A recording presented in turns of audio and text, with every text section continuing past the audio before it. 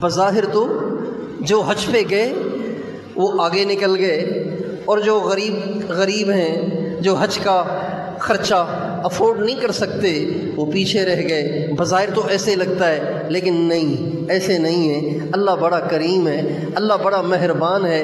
اگر کوئی حج پہ گیا ہے، وہاں اس کی بخشش کا سامان اللہ نے الگ بنایا ہے، اور جو حج پہ نہیں جا سکے، اتنے اسباب ہی نہیں ہیں، اس کو افورڈ ہی نہیں کر سکتے، لہٰذا اللہ پاک نے ان کو بھی خالی نہیں چھوڑا، ان کو بھی خالی نہیں چھوڑا۔ ان کے لیے اللہ تعالیٰ نے یہ جو ذی الحجہ کے 9 ایام ہیں، 9 ایام، یکم سے لے کے 9 ذی الحجہ تک، اور 10 راتیں، یکم ذی الحجہ کی رات سے لے کے 10 ذی الحجہ کی رات، یہ جو 10 راتیں ہیں اور 9 دن ہیں، اللہ تعالیٰ نے یہ حج پہ نہ جانے والوں کے لیے بھی ایک بہت بڑا کمائی کا سامان رکھا ہے۔ ہمارے نبی کا ارشاد ہے، ہمارے نبی کا ارشاد ہے، ان 9 ذی الحجہ کے 9 ایام میں جو کوئی روزانہ روزہ رکھے گا، اللہ تعالیٰ اس کو 1 سال کی عبادت کا اجر عطا فرمائیں گے۔ غریب کے بھی مزے ہو گئے، غریب کے لیے بھی آسانی ہو گئی، جو حج پہ نہیں جا سکتا اس کے لیے بھی آسانی ہو گئی۔ اور ہمارے نبی کا ارشاد ہے، ان 10 راتوں میں سے کسی رات میں جو عبادت کرے گا اللہ تعالیٰ اس کو شب قدر کی عبادت کا اجر عطا فرمائیں گے۔ غریب کے بھی مزے ہو گئے۔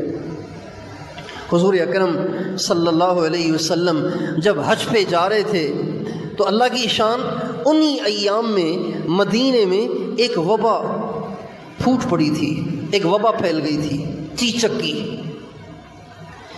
تو بہت سے مرد اور بہت سی عورتیں اس بیماری میں مبتلا ہو گئے۔ اب ہمارے نبی نے حج کا اعلان کر دیا۔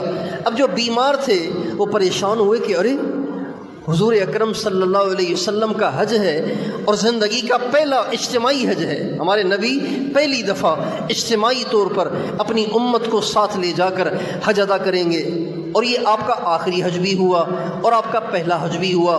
تو جو مسلمان ان دنوں بیمار تھے، وبا میں مبتلا تھے، تو وہ پریشان ہوئے کہ یہ کیا ہو گیا، اتنی بڑی سعادت سے ہم محروم رہ جائیں گے۔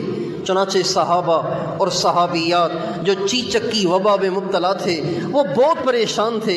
نبی کریم صلی اللہ علیہ وسلم نے اللہ کے کرم سے ان کو تسلی دیتے ہوئے فرمایا کہ جو مسلمان مرد عورتیں میرے ساتھ نہیں جا سک رہے وہ پریشان نہ ہوں۔ عمرۃ فی رمضان تعدل حجۃ معی، جو رمضان میں عمرہ کرے گا اس کو اتنا اجر ملے گا جیسے اس نے میرے ساتھ حج کیا ہو۔ آج بھی جو رمضان میں عمرہ کرے گا نا، جو رمضان المبارک میں آج بھی جو عمرہ کرے گا اس کو نبی کریم صلی اللہ علیہ وسلم کے ساتھ حج کرنے کا اجر ملے گا۔ اللہ کتنا کریم ہے کہ اللہ کبھی کسی کو محروم نہیں کرتا۔